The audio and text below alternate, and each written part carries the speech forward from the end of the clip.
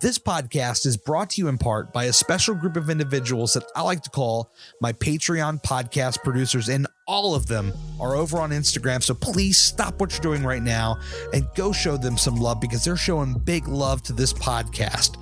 Daryl at Your Level Fitness, Amy at Gem of the Gym, that's GEM of the GYM, Caitlin at Caitlin Elise, put 3 Y's in her name, Crystal at Reduced Fat Mama, Emily at M is the Biggest Loser, that is EM is the Biggest Loser, Joey at Joey Losing Weight, Vanessa at Vanessa Ray's Journey, and Amber at amber.l.ables. Follow all of these amazing people. Their contributions to this show are pushing it farther forward than I could have ever imagined, and I'll be forever grateful for their support. And if you want to join this special group, listen at the end of the show for more details. Are you Team Apple? I got to shout out all of you checking out this show right now on an iPhone, iPad, etc. In fact, nearly 70% of you are listening to me on one of these devices. It would mean the world to me if you took a moment to leave a review. This is one of the best things that you can do for this podcast to help get the word out. And while you're at it, leave reviews for some of your other favorite shows. I bet they would really dig it. Oh, yeah!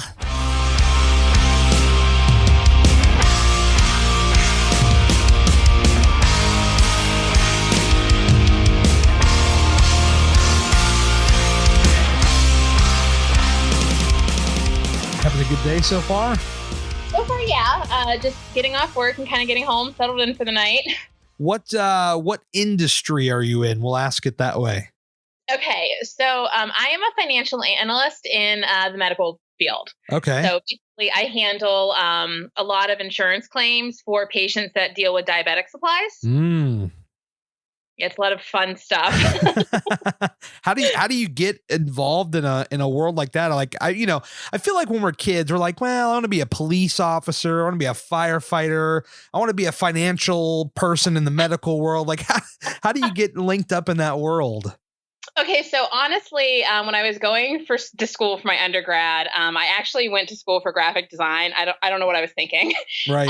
And that just kind of ended up not working out for me. So I ended up taking an entry-level position with a medical supply company and just kind of built my way through it. And for some reason, I found a niche in finances, and that's where I ended up. Were you always like really good at math and stuff? No, I'm actually super bad at math. Same here. For my undergrad, we had to at least be able to pass Algebra 1 in order to graduate, and I failed the class 3 times.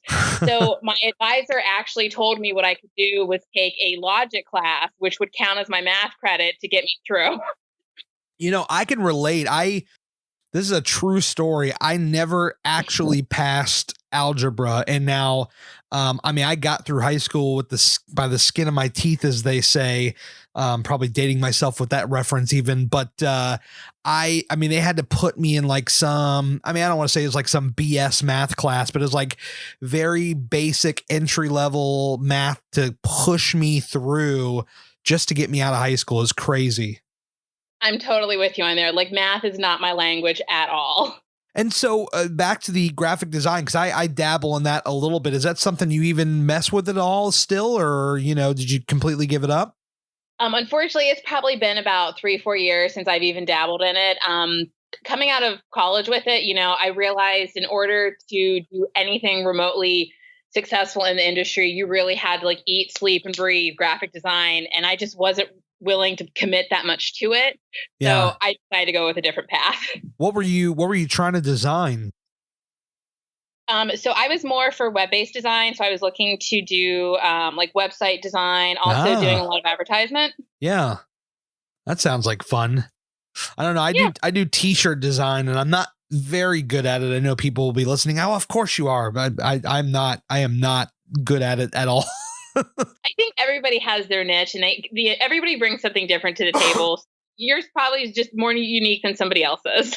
If I could somehow survive on just doing podcasts and possibly the YouTube videos I'm making, if I could focus on that solely and maybe outsource some of the design stuff, I think I might be all right. But the problem I have is, and it's like, I think with anybody that has a creative bone in their body, it's like, if you're going to put your name on it, you want it to be from you. Like, you don't want it to be from somebody else. You want to put your name on it because you want for you to put out something. You want to show people, I did this. Like, I didn't pay this guy $5 and he did it. I did it. You know what I mean?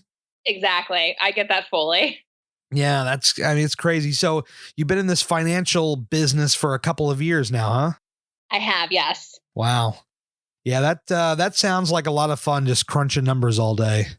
Yeah, it's really enjoyable because sometimes, I get to turn my people skills off and I can just put my headphones in and just work on spreadsheets all day. So I can be social all day long. And then, I have to mentally prepare myself for meetings because you have to be around people who are like, oh, I can't people today. It's kind of tough though. Like if you ever worked in a customer facing industry before and then you go to a desk job, because I'm in that situation right now, my first 2 gigs were McDonald's first, CVS second. And then I moved to a print shop. And from there I moved into a marketing company, and I could not imagine, other than what I do now, facing people, but I couldn't imagine going back, as far as actual work wise and having to be customer facing. It's kind of tough. It definitely is. I actually started in a company in the sales department. And after about 2 years, I was just exhausted with the constant people interactions. That's why I'm like, I need something that's not people-y. Yeah. And I feel like a lot of us in the weight loss community, for lack of a better term, tend to be introverted. Does that fit you to a T, or? 1000%. Is that the way you've always been? Yeah, I've actually, if anything, I would say going through this weight loss journey has kind of made me crack my shell and open up a little bit more. Yeah. I definitely do find that I'm still an introvert. My battery needs to be recharged and I need to spend a couple days where I'm not communicating with a lot of people. Yeah, no, I get it. A bunch of us had this meetup in Cincinnati not too long ago for this Flying Pig run. And it was these are people that I talk to, all the time on Instagram. And I'm like, I'm going to go meet them. But there's a part of me, there's the introverted side of me that tends to be very nervous and shy and anxious. The anxiety is running hard that day. And I'm like, oh yeah, these are all people they know me, I know them based on our chats on Instagram. Some of them have been on this very podcast. And it's it shouldn't be a big deal because when you see them, it's going to be high fives or hugs or a combination of both. And it's not going to be a big problem, but it's that buildup in your mind that you lead up to. There's that buildup oh my God, what's going to happen? What's going to happen? They're going to think I'm a piece of crap. I don't know. What's going on? I even get a lot of that anxiety when I'm posting stuff on my Instagram. When I'm doing my feeds and stuff throughout the day, I'm like, okay, does this sound okay? I feel really weird. Yeah. Sometimes I'll get these bursts throughout the day where I just kind of just don't give a fuck for the day. Wait, is it okay if I swear? Of course. Yeah, you're fine. I will tell you, I was a little worried about this because I'm I have a really bad mouth. And I was I don't know if I can do this. No, let them fly. That's the one good thing about podcasts. We're not on FM radio or anything like that. All I have to do, literally, this is how easy it is. I go on, when I upload this podcast, I'll click a button that says explicit or not explicit. And then that's it. The people, they see a little tag on their phone that says explicit or not explicit. And depending on how many bombs you drop, I may come on the podcast at the very beginning and say, folks, there's a little bit of adult language here. Maybe not want to have your kids around, but if it's just 1 or 2, I just, we just let it fly. It's no big deal at all. The funny thing, I'm glad you mentioned that because I tend to have a bit of a potty mouth myself. And what I found is when I've been doing this stuff for 12 years now, podcasting, internet radio. And in the old days, when I used to do my older shows, I used to talk a lot about wrestling and MMA and all that stuff. And, the F-bombs are just flying all over the place. And I kind of challenged myself on this podcast in the very beginning was I wonder, can I go, a couple of episodes without saying a cuss word? Like, is that possible? And I managed to do it. The problem is, like, when you start talking about yourself and you start talking about your journey and the battles you went through with your body, like you and that body, you were one on one, you're going out to war here. You're trying to get this body in shape, and you get in the moment, you get caught in the moment, and you're talking about it, you're like, I fucking killed it at this workout. Like, whatever it is, like, sometimes you just let it fly, and that's just kind of how it goes, I think. Oh yeah. Like I mean, I have to definitely monitor myself when I'm at work, but there are certain people that are aware of my mouth. So like, I'm okay with certain people, but then other ones I have to really monitor it. Yeah, that's a tough balance too. Like, especially whether it's like Instagram or podcasting, like it's out there, and so like, they always talk about like, oh, if you're ever going to get another job in the future, like, beware what you have out there and what people may find. And it's like, I'm just honest with people, like, this is who I am. And if you don't like who I am, we don't have to work together. It's not a problem. I'll get something else. And luckily I happen to be situated with some cool people who kind of get me in my weird quirks at times. That is awesome. Yeah. That's, but I know what you mean though. It's like, you sometimes you just got to let the bombs fly where they may. So tell me about your, some of your early days, growing up and all that. Were you always have weight problems? How did it become a problem? That kind of stuff. Let's go way back, throwback. So definitely, from a very young age, weight had always been a problem. In high school, I was actually very active. I played a lot of sports. I would say during college in my early 20s was when everything really kind of skyrocketed. I unfortunately come from a lot of really failed relationships with like family members, friends, and significant others that kind of just fed into basically it was an issue with food because I was an emotional eater. If I was upset, I was eating. If I was happy, I was eating. If I was depressed, I was eating. So my relationship with food has been the biggest downfall to my, weight gain. Yeah. Now I think it happens to the best of us. You go through all kinds of stuff. I mean, people that have listened to this podcast long enough, they've heard some of the stories and the stuff I've been through. And I think that for whatever reason, food is one of those things that brings us comfort in those times, or at least at one point it did. Yeah. Maybe now we're kind of off that, or we're working ourselves off of it. But for many years, it becomes this thing of a comfort. I mean, that's why they call it comfort food. It's something there to help you heal. Yeah. And you kind of have like that mindset trigger that when anything upsets you, let me go to my comfort food. Let me, eat and try to get myself to feel better. And it's part of our like mental habit that we naturally just want to gravitate towards that. Yeah, it's kind of crazy. And it's weird too, because it's like, yeah, when you're younger, you're out there moving around, you're getting moving. It's like you mentioned, you get to your early 20s, it starts to rise. And I think it happens to a lot of us around that age, because that's like around the time where we're really starting to drive a lot. We can go anywhere we want. Maybe we're out of the parents' house by that point. And all the structure of living with our parents and growing up under their house and their rules kind of goes out the window. Not that we all just, leave and go freaking crazy. Okay, maybe quite a few of us do. I did.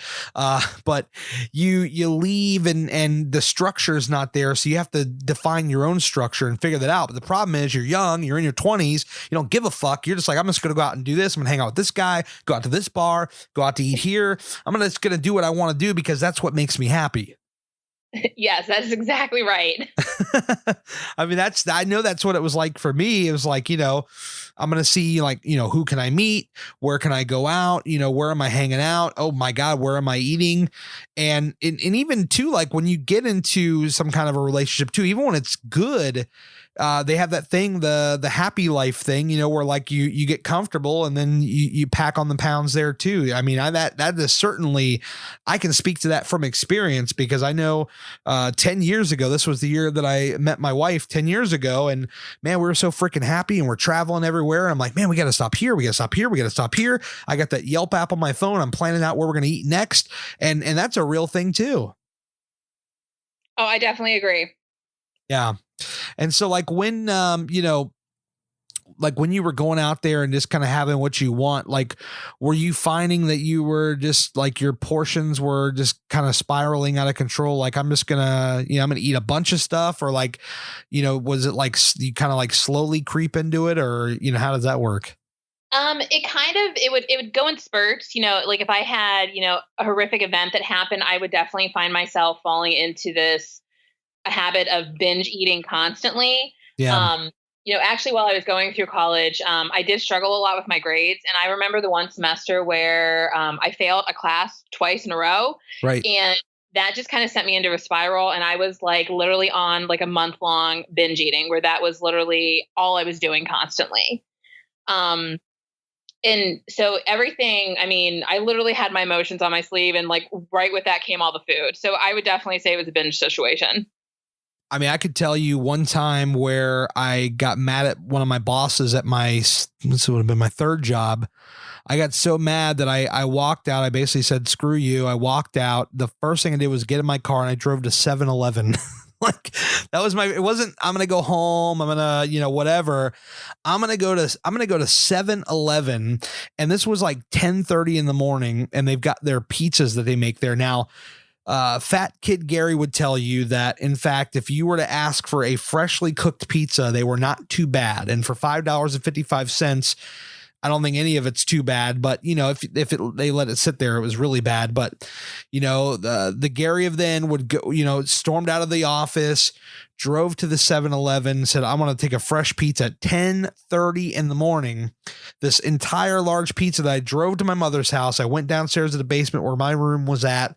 I turned on, I think it was like True TV. I was watching, I don't know, Full Throttle Saloon or something. And I'm just sitting there just wolfing back this large pizza all to myself, all because I was so stressed out. I was so worked up. And I can identify with that for sure. Yeah. I mean, I've definitely been in similar situations where it's like the smallest thing, like, even if you have just like a slightly bad day, like, something aggravating happened at work, you're instantly like going to like eat instantly. Like, I remember so many times getting off work and like I couldn't get to the drive-thru fast enough. Yeah. No, I feel ya. I work, God, it's like 70 miles round trip where I work right now.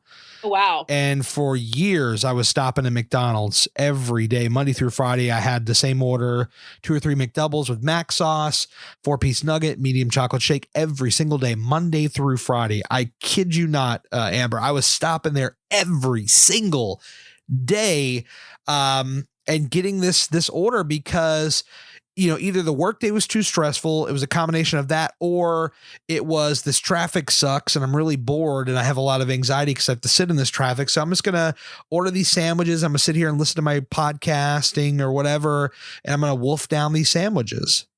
It's like your body gets in that mindset, like it knows, okay, you're on your way home. Like this is usually when I get my food. So it naturally starts to trigger it. Like your body's wanting for it at that time. Yeah. And it's like, I always wonder, like, when the hell does our body decide that's what it wants to do? Like, that's what I'm trying to figure out. Like, okay, I get it, right? You get in a mode, you get in that rhythm, and that's just like in your mind instinctively, that's what you know to do. But where in the hell does that start? That's what I'm trying to figure out. I still haven't figured that out yet. I mean, I agree with you. I have no idea where that starts. Definitely that was one of like the starting points for me when I started my journey to weight loss. Was I set myself for very first month that I am not going to stop and get anything on the way home. Like I would not stop for Starbucks, absolutely nothing for an entire month. And that was a big struggle because it was just a natural mindset that as soon as I left work, I anticipated going somewhere and picking up food. Yeah. And not having that made me feel like so out of sorts. I felt like I was missing a part of like my daily routine. And was that food that you were stopping off for, was that dinner, or was that just a snack on the way home to get dinner? Usually that was just a snack. That was like my mid-afternoon snack. Isn't that crazy? It is. It's insane. I mean, I think about the quantity of food that I would potentially eat in a day compared to what I eat now. And like, I don't even know how I consumed the amount of food I did back then. Now, when you were doing this, were you with somebody at the time? Were you going home to somebody? I was, yes. Okay. So that's perfect. I'm glad you said that. So like, I can identify with that in the sense of like, I would stop for this food and I would eat this food. And my wife did not know that this is what I was doing, by the way. I was having this food. I was driving to the dumpster at the front of my neighborhood, dumping the bags in the dumpster, then driving to my apartment. And I go upstairs like nothing ever happened. She might be home already. She might be on the way home. Either way, when she got home, it was time to make dinner, or we were going to order somewhere for dinner. And it was like, it didn't matter. Like, I was going to have a full dinner after I had this, what I would argue could be a dinner by itself. It's like we're hiding our addiction to food because, this is something that we need, but we don't want other people to see the extent of our addiction. So we're hiding it. Like, we're throwing our stuff away. We're not letting people knowing that this is what we're doing. I mean, it's really like an addiction move. So you were absolutely sneaking around on that. Totally. 100%. And what was it? Just like the fear, like, I don't want my man to know this is what I'm doing, or like the fear of how he might react to that? It was definitely a shame and a guilt thing. Like, I knew myself that I was not taking care of myself, that I was potentially being extremely unhealthy. And I was judging myself, and I didn't want to put that judgment on anybody else. Yeah. And so it was definitely something that I closeted for a long time. Yeah. Yeah. Did you ever get caught? I mean, there were a couple times like where, I think a lot of the time he probably actually knew it was happening, but just didn't really say anything about it. Yeah. Unfortunately, on the other end, he also was kind of a little bit of an enabler. So anytime like I was having issues or something like that, his gravitation was, well, let me, get her favorite food. Let me, bring her favorite sweets home or something like that. So unfortunately, he kind of fed into the issue as well. Yeah. Yeah, I think I got busted out once. It was that you coming home, hey, how you doing, babe? All that stuff, right? And you go for the kiss. Is that Big Mac sauce I taste? Like, like that's a real thing. Like, and I was like, no, yeah, it is. Why are you stopping there? Well, I just, I felt like I wanted to stop. Sometimes I do it. She's like, wait, what do you mean? Sometimes you stop, and like, how often are you going? And then it turns into this discussion, and then, oh, let's look at bank receipts, and oh, here's McDonald's here and here and here, because I use a card every time. And she's like, boom, boom, boom. It's like, holy crap, this is like every day.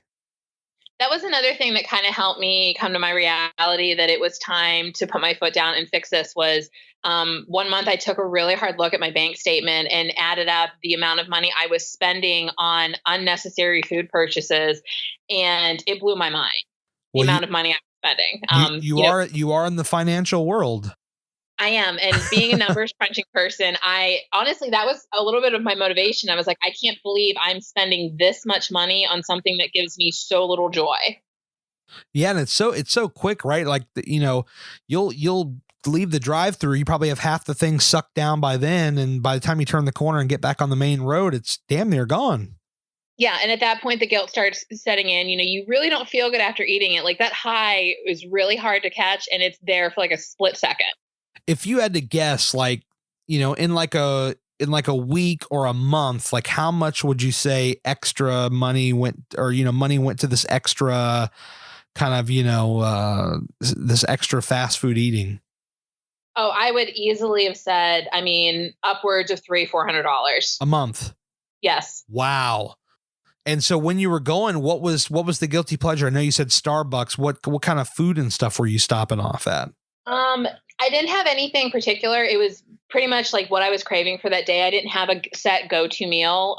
It just really depended upon my mood. I definitely say I'm more for like the salty and savory. I'm not that much into the sweets. Right. So a lot of the go-tos were kind of like, Taco Bell, McDonald's. I don't know if you guys have Sheetz where you're at, but that's yeah, Sheetz was a big one. What state are you in? You don't have to say the city. What state? I'm in Ohio. Ohio. Okay. Gotcha. Yeah. Oh, wow. Ohio. Yeah, I was just there. Yeah, Sheetz. That's, that's a big one. I don't want to say I had an addiction there, because good God, you look at some of those prices and they could get, especially when you go in there and you start making custom sandwiches and all that stuff. Whew, gets pricey.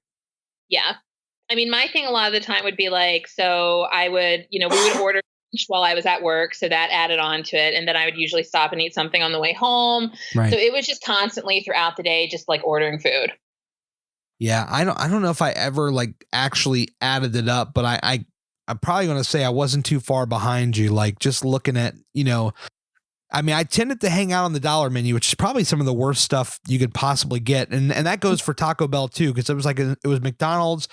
And if it wasn't McDonald's, it was Taco Bell 100%, because they had these little dollar chicken burritos that had like the little green ranch sauce or whatever the hell it was with the rice, and for $1, right? I mean, you couldn't go wrong with it. And then they had the cheese roll-ups. They're like 89 cents. It's like, yeah, I'll take 4 or 5 cheese roll-ups, 3 chicken burritos, no big deal. And that was a snack.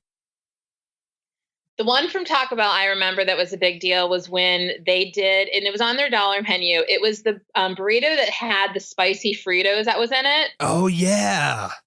That I remember was a huge go-to for me. Like when that one came out, I would say I probably had at least one of those every day. Yeah. I now they had, that was the one with the nacho cheese, right? Yes. Oh God. Yeah. It was just loaded, packed, full of junk. Well, that, I would think the worst thing that they had, and sometimes I go to them for breakfast, so this is where it would get really bad too. They had this grande scrambler burrito where you could pick, it was like steak or sausage or was it bacon, but I'd always go for the sausage or steak because I felt like you got more meat in there, and they would load it down. It would be like egg, the meat, hash browns, extra cheese, sour cream, guacamole. And this thing was like, I mean, this thing had to be like weighing over a pound. It was like a $6 burrito. It was pretty serious. Yeah. Every morning. And the problem is like, you and I both, we go to a job where we're sitting at a desk for probably 90% of the day, maybe 95%. You get up, you walk around, you go to the restroom, whatever. You get down and go to your car. I mean, there's some walking, but primarily you're at a desk, which probably accelerated. Like if I was still in maybe the printing business, like I was several years ago at my job before this job, where I had to be on my feet all day long, it probably would have slowed it down to a degree. But once you go to the desk, it's over. I agree.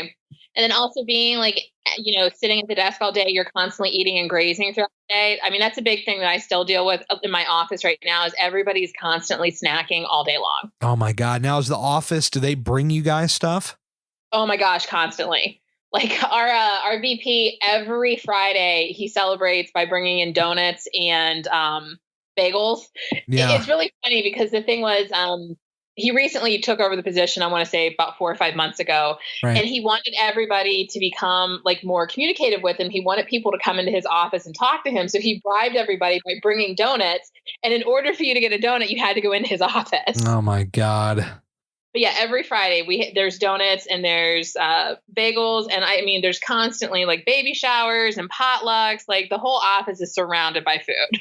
I've seen some of those receipts on some of those breakfast orders for an office. We've got probably 50 or more in our office. And like, yeah, those things aren't cheap. Those are like $200. Like I'm kind of like, Hey boss, you want to show some love and appreciation? Just give us each $20 or something. It's like, right. Especially you work in the financial, like they should get that, like, slip us $5, $10, whatever. Like there, that'll show some real appreciation. I agree. I want to start that movement. What's that? I said, I'll take that over that donut. Yeah, I want to start that movement. Everybody has these silly petitions online, like sign this petition for this. We need 20,000 signatures. I want to sign that petition where we can get offices to stop celebrating us with food and just give us a few bucks. Even if it's like, here's $5, like I will take it. Yes. Oh my Stop goodness. tempting me. Yeah, stop tempting me. I don't know if you ever had this. I might have shared this on a podcast a long time ago, but for people that are new, I'll share it here. I remember there was a time where we had lunches catered every day. I mean, just like every day. Now we still have lunches catered, but it's like box lunches. So it's a lot, you can control the portions, which is great. But I remember when we were getting lunches every day, like they would have like the desserts, or like if somebody's birthday, they would buy this big ass cake. And, I would go stand in line, get my piece.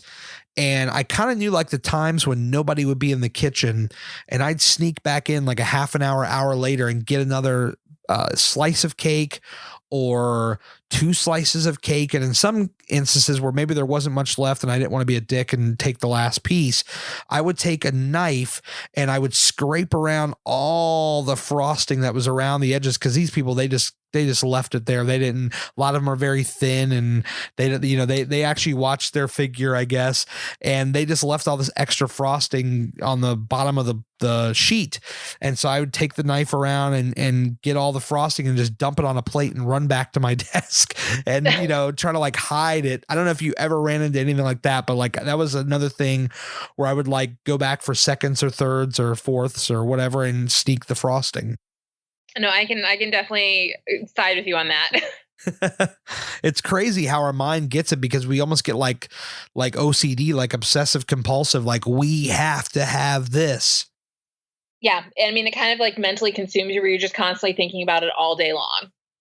Yeah. And sometimes like when you're home and you're comfortable, like you could be sitting on the couch or laying in bed watching TV and you just randomly get these urges like, man, I really want to eat something. And it's like, you could not even be hungry. Like I've literally had these thoughts where like, I did not feel hungry, but like my mind was racing in 1,000 places. I'm like, I just got to eat something. Especially like if something's in the cupboard, it's like it's talking to you. Like you're not hungry at all. You're not hungry, but it's just talking to you because it's there and it's there. Oh, absolutely. Did you have anything go to in the house, like a pint of ice cream or something? So I would say my biggest downfall was always the chips and dip, like the hell of a good dip. Yes. Oh my God. I'm freaking out right now. Let me guess. Sour cream and onion. Oh my God. Yes. That. And it had to be like Ruffle chips, like not the Lay's potato chips. It had to be the Ruffle chips. Oh dude, we're best friends. I could put a large tub of that away within a night. And the thing was, it would make me sick. Like I knew it was going to make me sick. I was going to regret it, but I couldn't stop. You're talking about the party size tub. The party size. Oh yes. my God. Yeah. I'm right there with you, girl. Let me tell you what, if there was a wrestling event on like a pay-per-view or MMA or something, we was dipping some hell of a good, let me tell you. Yes. Oh man, that's the best. Now it never got so far out of control where I couldn't stop eating it. Like as far as like, did I have to have it every day? No. So once in a blue moon, we'll buy the little tub and we'll bring it in and have a little bit of it. Cause I could never fully get rid of hell of a good. Man, you're hitting me in the feels here with this stuff. Yeah, I would say I have not had it in the house since because like I know it's a trigger for me and it's just going to be a downward spiral. So like I zoom past it when I'm going through the grocery store and don't even look at it. I know, but it's like bright red and white, and if it's the party size, it's got the green and orange confetti on it. Like it's calling you. It's like, hey Amber, come over here.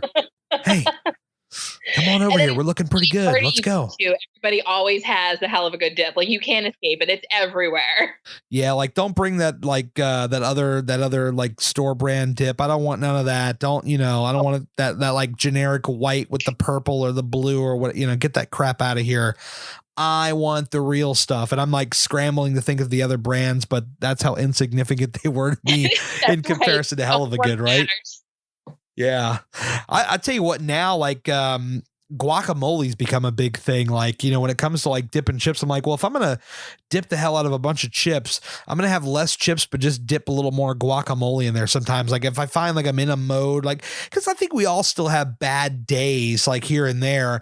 And so like, if I'm ever in one of those modes, I'll go for the guac. Cause I know it's like, anything at like a high quantity is never good for you. But like, if you're gonna go ham one day, like try to find something that you're not going to do too much damage with, I think. I agree. And I'm definitely a huge fan of guacamole. Like guacamole, I love avocados. Yeah, give me that Chipotle or there's a place we have locally here called El Paso. They're just to die for. I mean, I like to make it myself too. It's really not that hard. Really? Yeah. I'm terrible with cooking. My wife's listening in her car right now. I guarantee you she's shaking her head. Yep, he sucks. And all he does is make up this stuff where he's got to heat it up. And I'm terrible with it. I don't know. I mean, more power to you. Yeah, no, I do enjoy cooking. I'd have to say probably for the last couple of weeks, I've been very lazy and not wanting to cook. So I've been doing a lot of like go-to meal prep. So I'm just like grab and go items that I can get. I kind of need to get back on that bandwagon, but I go through spurts where it's like, you know what? I just don't want to put the effort into cook right now. Yeah. And I think like, once you kind of get in the mode and we'll talk about, when you got started with your journey and all that, we'll definitely get to that. But I think like when you're kind of in it for a while and you kind of start to build that new foundation, that new routine, like you kind of know your limits and like, even if you're going to have like a terrible day or whatever, like, like, all right, I'm probably gonna have a little bit of this, but I'll know when to stop. And, whether I'm meal prepping or just, ordering something out, but maybe it's a healthier choice or whatever. Like, I think like once we get into this thing for like even a couple of months, we start to learn our new boundaries, I think. I do definitely agree with you that where, previously it was more of what am I craving? What do I want to eat right now? Yeah. Versus now you kind of look at the menu and be like, okay, where's that balance where I can still satisfy a craving I have, but at the same time, not blow my entire day. Exactly. Exactly. That's the balance I try to find. Yeah. It would have been, what do I want? And that's what I'm getting. I don't care how many calories I'm eating. Yeah. Yeah. I think now we're a little more aware. And if we know that it's going to be a day, because again, I think, we'd be lying if we said we didn't have a day or two like that here and there. But, if that day's coming, like we know we're better suited, we're better armed for that day when it comes, and we can kind of, have a better balance. It may be a little bit over what we normally do, but at least it's better than where we were before we got started. Yes. So let's go back now. Like when you're kind of getting heavier and eating more and all that stuff, like I think a lot of us, we have a moment in time where we realize this is it. I know for me, it was seeing a picture from my cousin's wedding. And that's what really like actually made me say, okay, I'm getting started. Like, did you have a moment, like a specific moment in time where you're like, all right, it's time to go? I wouldn't say that I really had like one specific moment. It was more of just I kind of had a reality check with myself and realized that there were multiple like aspects of my life that I really just wasn't happy with. And I was kind of tired of feeling sorry for myself. And I was kind of tired of drowning away those sorrows through food. And it just kind of, I started slowly with different things in my life that I was changing. And that's when I really realized how I was using food as a coping mechanism and how that itself wasn't healthy. And I needed to kind of break away from those chains. And in order to do that, I had to start focusing on becoming healthier. Yeah, 100%. And right when you got started, like day one, did you check in on the scale to see where you were at? I mean, how bad did it get? I didn't actually check in on the scale just because I avoided it for a long time because I was terrified to see where that number, how bad it had jumped. Yeah. So no, I did not check in initially when I first started because I was too afraid to even see what it was. Do you even have an idea of how bad it got? Like, well, I do know, kind of like when I had a little bit of like a shell shock point for myself, I did have a doctor's appointment and I was close to 150. I'm sorry, I was close to 450. Okay. And that kind of, I remember going from one physical per year that I was doing. So I had my one physical, I went to the next one and I was close to 450. And I kind of did the math in my head from the last year. And I'm like, oh my God, Amber, you've almost gained 120 pounds in a year. Yeah. That was kind of like a hitting point for me. I'm like, that is not okay. Definitely. I get it. You see that number, your mind starts scrambling all over the place. Now I've seen, your before, and I don't call them after, I call them before and during. I've seen some comparison shots. I think you've done amazing. Where are you at the last time you checked? So the last time I checked and weighed myself, and I weighed myself today because I knew you were going to ask me that. And I weighed in today and I am at 293. Oh, that is so awesome. Yeah. So from 450 to 293, I mean, that's incredible. Yes. Wow. That was a huge amount. I don't even have my calculator in front of me, but that's like over 100 pounds. That's like triple digits. I think when I added up, I think it's like 167 total. Dude, wow. That is amazing. Like there are hundreds, if not thousands of people reaching into their phone speakers or their car speakers and giving you a fist bump. So I hope you're ready for that. Thank you. That is so awesome. So now that, you know, we've got the setup, we know where you were, we know where you're at now. Now we go back and we figure out how in the hell you got there. Cause you know, a lot of the time, a lot of people, whenever they learn about, you know, your journey or anybody's journey, like we'll just make it a generic, anybody's journey, they always wonder, how did they get there? And I always stand firmly in my belief that there is no one way that is right. I think we all have different ways that we get there, different diet plans, different workout plans. And that's why this podcast is here, because every time I ask somebody, it's generally a different answer. So, you know, when you first got started, day one, you know, what kind of plan did you set out for yourself? So for day one, that would be the month that I decided that I was not going to do fast food, that I was going to start breaking those habits. Right.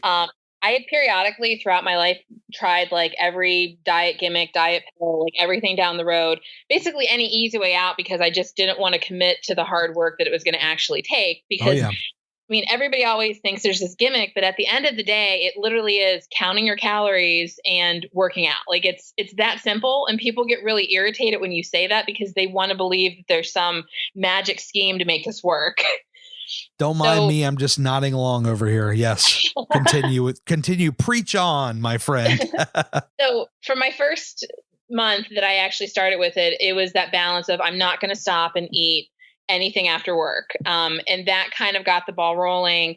And I took it 1 month at a time. Like each month I set myself up with a goal that was just a small change that I was going to make. I started to kind of, you know, start reading more books about like healthy weight loss. And one of the big things was that kind of stuck in my head was they said, you know, it takes 21 days to build a habit. Yeah. So that's why I kept telling myself, you know, let's just make a small change every month and see what you can do to kind of break those habits and get into a better spot. Definitely. Was soda ever a big thing for you? Soda was a humongous thing for me. Right. I will say now I have not had soda in, I want to say over 2 years, and I have no desire to even try it again. Same here. Yeah. I'm high-fiving you over here now. That was, you know what the funny thing about soda is like, you know, for the longest time, it was just something that you drank because it was habit. I think that's a lot like the food. But what I noticed, like one day I was just like, can I survive without soda? And I just started replacing every soda with water and throw in the occasional Gatorade or sweet tea here and there or whatever. But can I live without soda? And I learned that, in fact, the answer to that question is yes. I just didn't think it was possible. It's a struggle to definitely get to that point. I mean, it takes a while for you because, I mean, it's just a natural craving and it's, you know, we're addicted to it.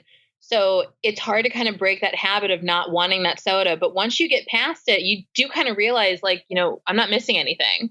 Oh, yeah. Oh, yeah.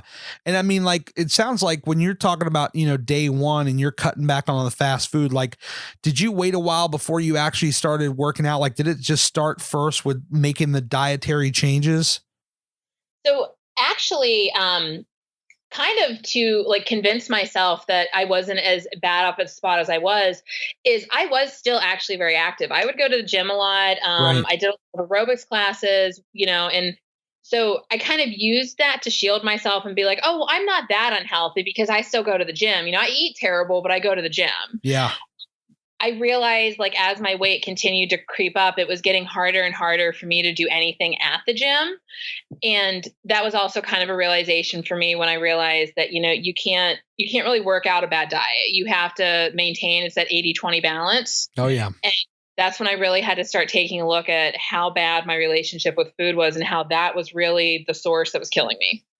Definitely. It takes a while to learn about that. And, you know, again, I think when we have our bad days here and there, we still try to find that balance. You know, I think a lot of times maybe we're running full steam ahead, maybe 90% of the time, 95% of the time. And you're going to have these bad times where the old mindset creeps in, or, you know, it's just situations out of your control that just, you know, want to bring you down and you're just trying to figure out any way out of it and, you know, to try to keep moving forward. I definitely do think that it's a huge mental game. And I think that's breaking the habit there is if you can get yourself out of the mental game, it'll become a lot easier to break those habits. Oh, 100%. Yeah. It really, mental is probably, I think, the most important thing, because the mental side of it, that's the driver. You like to think I'm in control, I'm the driver. No, it's that brain up there that's got all the control. They hold all the keys, all the marbles, whatever, metaphor you want to use. They are in control. And so if you don't have that mental relationship stable enough or in a good spot, like, you're screwed. I think, you've got to have that situation. You got to have that situated first and foremost before you get to work. Most definitely. Yeah, because I mean that mind will bring you right down to zero when you're not even thinking about it. And then the next thing you know, you can't get off the ground as far as any kind of plan, because your mindset is telling you, well, screw it. I can't do this. I can't do that. And then it's all negative thoughts from there. And that'll just bring you down. I agree with that 100%. Yeah. Yeah. It's just, you've lost a significant amount of weight. I'm willing to bet that, you probably have had a couple of days here and there that have not been ideal for you. Oh yeah, definitely. I mean, you have days where, you get really down on yourself. You feel like you're not making enough progress at time. And it just kind of makes you want to go back to that comfort zone that you had of, the way you felt like when you were eating like shit all the time, because that's kind of your comfort zone and where you want to be. So, I definitely agree that we fall back into those habits sometimes, and it's hard to always stay positive and motivated and keep going, because that's what pushes us to grow. Definitely. What would you say your relationship is with the scale? So when I was first starting in my journey, my relationship with the scale actually was terrible. I was weighing myself in the morning, and then I was also weighing myself at night, and I was constantly focused on that number. Yeah. And actually, I almost think it became worse of a habit, me focused so hard on that number, than it was, my eating habits. So I kind of had to retrain myself and start looking at non-scale victories, like, okay, today I was able to do 10 minutes more on a treadmill, or, my body didn't hurt as bad when I was more active today, because I became so consumed with looking at that number on the scale and not really focusing on the way my life was benefiting and getting better because I was losing weight. Oh yeah. Definitely. I remember a podcast that my friend, Daryl Perry did. I don't know if you're connected with him or not. Your Level Fitness on Instagram, great guy. And he had this podcast where he talks about, he's like, we get so surrounded with that number on the scale. We get so obsessed about it, so much so that all of our goals are based around this number that really is not in our control. And I can identify with that. You could have a perfect week, do everything just right. Your eating's right. Your working out's right. And that thing might have, say you went up 0.5 or whatever, and that could wreck your day.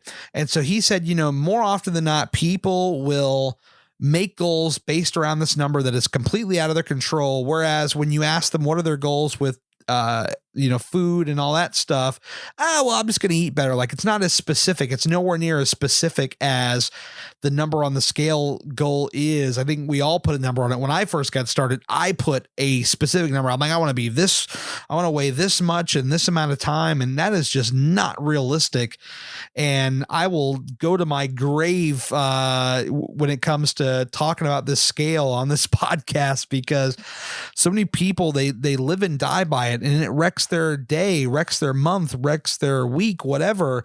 And they get off the rails. They get out of control because of this number that is out of their control. It hurts me, because I see people that get upset by it. And I'm just like, that number is not in your control. You got to focus on other things. Look at how much, great work you've done. Look at pictures. That's why I always say, take a ton of pictures, even if you don't share them, right? There's probably, you go on your camera roll, there's probably hundreds of pictures you might've taken, and you might've actually shared 5 of them, but you have them. And so if you ever want to refer back, you can look back side by side and say, wow, look at this.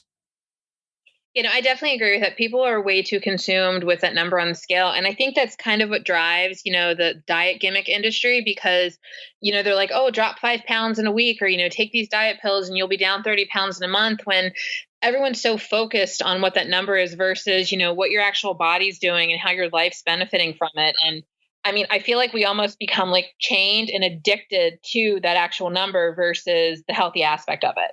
Definitely. And it's like, I see these things on Instagram, these diet bets. You ever play around with any of those? I've seen the diet bets. I haven't participated in any. Yeah, here's the thing. I don't have a problem necessarily. Like, if you're somebody that's like, you have a comfortable relationship with the scale, you're in a good spot mentally, right? And you just say, you know what, I just want to jump on this for fun. It's a fun competition. I'm going to Insta my bestie or whatever, and we're going to talk back and forth about this and that, and we'll compare notes and all that. And it's like a fun little competitive thing. That's one thing.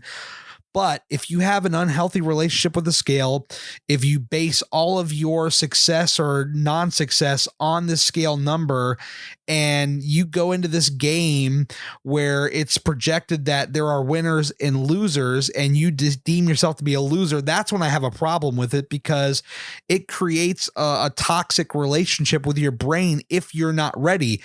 I think that, if you have a good mental relationship with yourself, you can go into it and it's just for fun.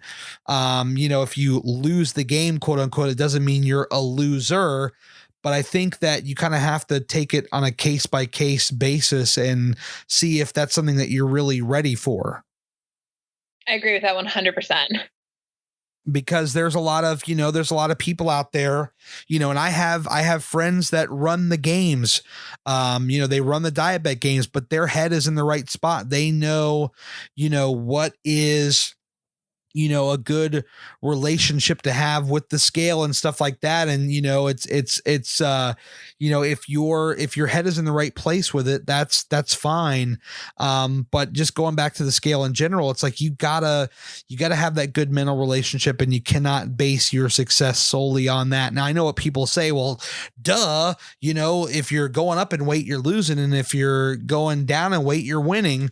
And it's just that scale doesn't always show. It's like, how do you know you're not building muscle, right? I mean, how do you know that, or maybe you how do you know you didn't really actually have a loss, but you didn't go to the restroom at the right time, and so the scale still thinks you're up because of some water weight. Like, come on, it's like, it's just, don't base everything around that.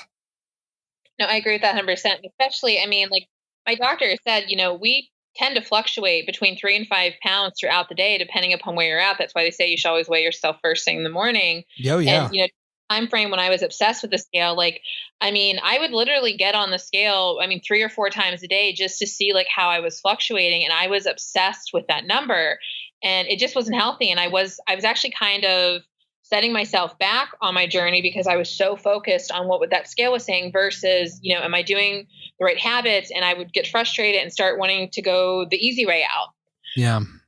No, I agree 100%. I'm glad you shared this, because I feel like there's a lot of people that are going to be listening that are on their journey, and they feel like, maybe they're not winning right now because they're based on that scale. And it's like, well, look at how much weight you've lost in the time that you have. And it's because you, excuse me, you have stuck with it, and you realize the big picture. And I hope that by you sharing that it shows people that in time it will happen. It's never overnight.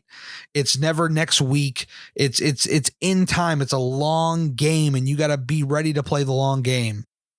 The one thing I always reminded myself when I would get frustrated through my journey is, I didn't put on this weight in a day. I'm not going to lose it in a day. So I always had to remind myself that, it took me years to put on this weight and get to the point that I was, and it's going to take me years to get it off. Amen. That's, once that quick result, and they have to realize that, Rome wasn't built in a day. Exactly. I mean, it takes a long time. I mean, look at this. I've been doing podcasting for 12 years. This is the first year that I've actually broken even. I've done it for 11 years in the red, losing money, but I loved it. It was something I believed in, just like I believe in my health. I believe in my body. And I know that if I put all the work into it, eventually it's going to work itself out. Yes. I mean, 100%. And so, you lost all this weight. Now, was this just through diet and exercise? Did you have to do any surgeries, or is it just diet and exercise?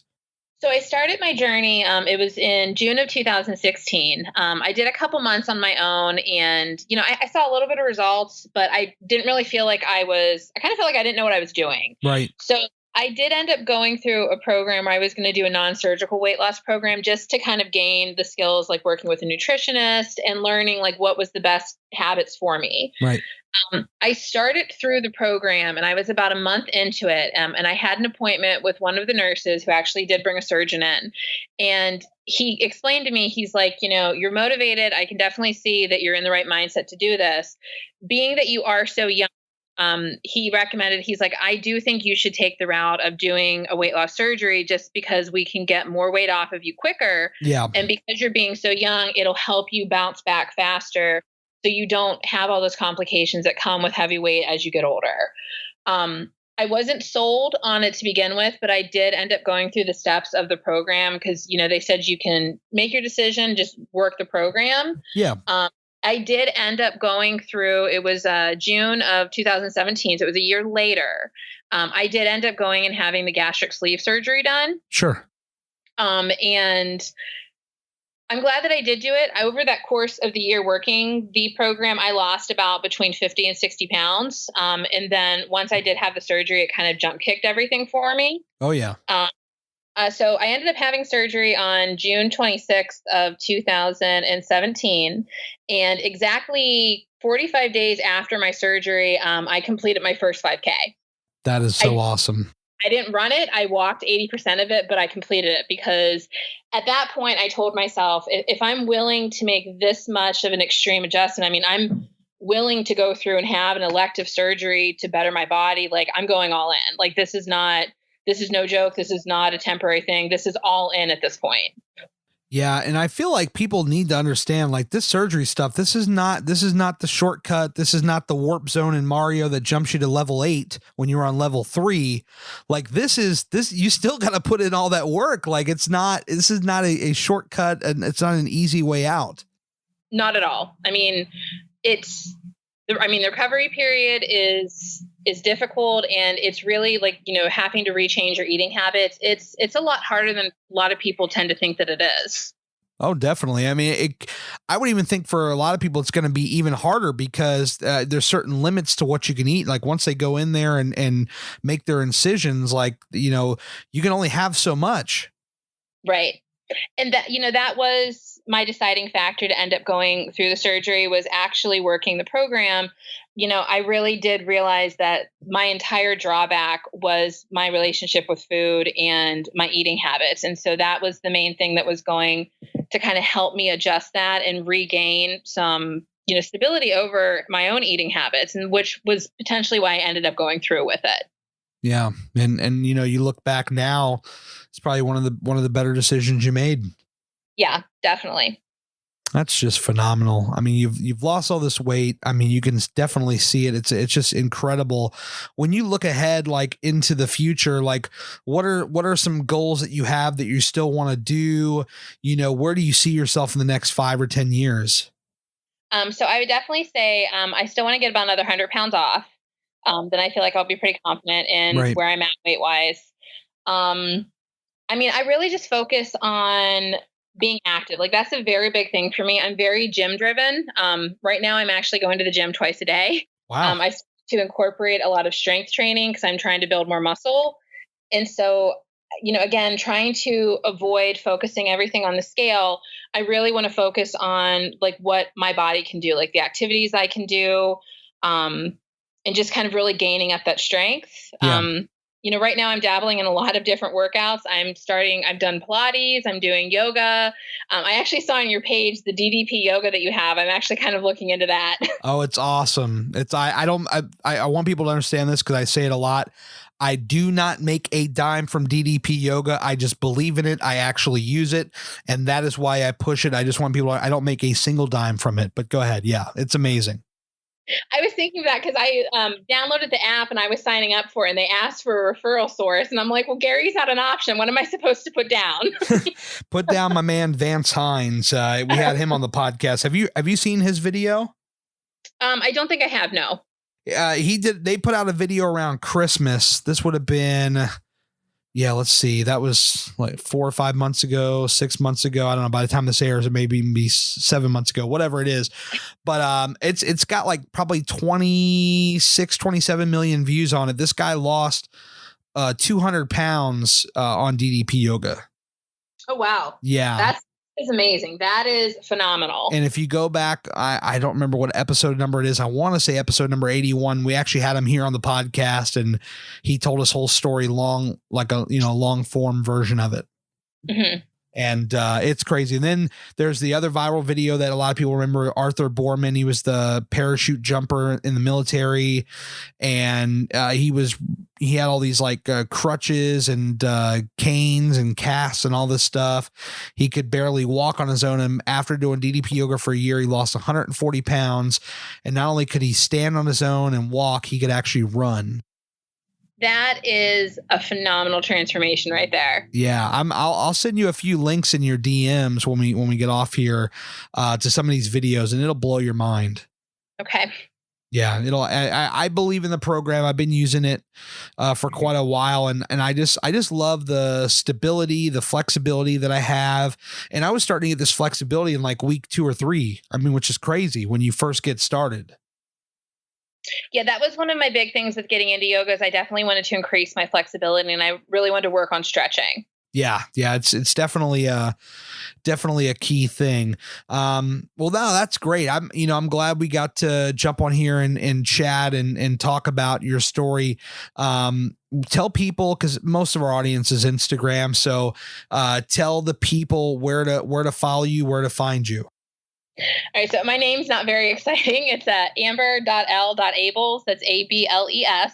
Right. I was really upset because, I mean, I think a lot of people always tell me, they're like, oh, Amber Ables is actually a really cool name, but somebody had already taken it. So like I had to kind of filter it around to make it work. Right. But yeah, so, I mean, you guys can follow me on Instagram. I'm trying to get more active with Instagram. I will tell you that, lack of self-confidence, I'm always, little unconfident when I'm posting stuff on Instagram, but I'm trying to get better about it. Just because I do think the weight loss community is really like supportive and there's a great family connection within that. Oh, definitely.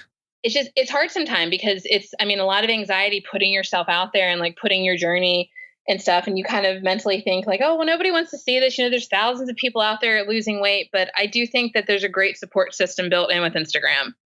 There definitely is. I see a few people that I connect with that are connected with you on your page, but I will say that once this podcast airs, you'll probably be getting some DMs and some comments and stuff. You'll definitely be hearing from some people. That's for sure.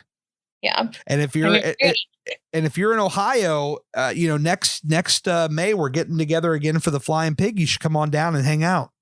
Yeah, definitely. I was going through and listening to some of your podcasts and I'd heard that and I was like, oh, too bad I didn't, catch that in early advance. But yeah, that's definitely something I would be interested in. I'm really looking forward to kind of getting more connected into the, weight loss community with Instagram.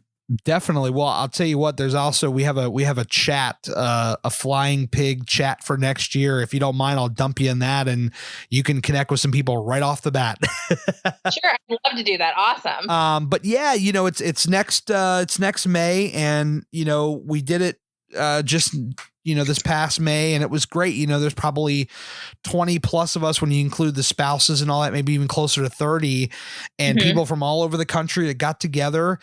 We talked on Instagram, but a lot of us had never met and we came together. We took pictures, we hung out, we did the race. They have a 5K, they have a 10K. They have a half marathon, a full marathon. There's all kinds of options. So, I'd love to see you out there next year for sure. Definitely. That's definitely something I'll be looking forward to. Very good. Well, everyone go check her out. I'll link your page in the show description. And of course, when we actually post the podcast episode, I'll tag you up and all that stuff. But thank you so much for your time and hanging out with me today. And we'll have to catch up soon.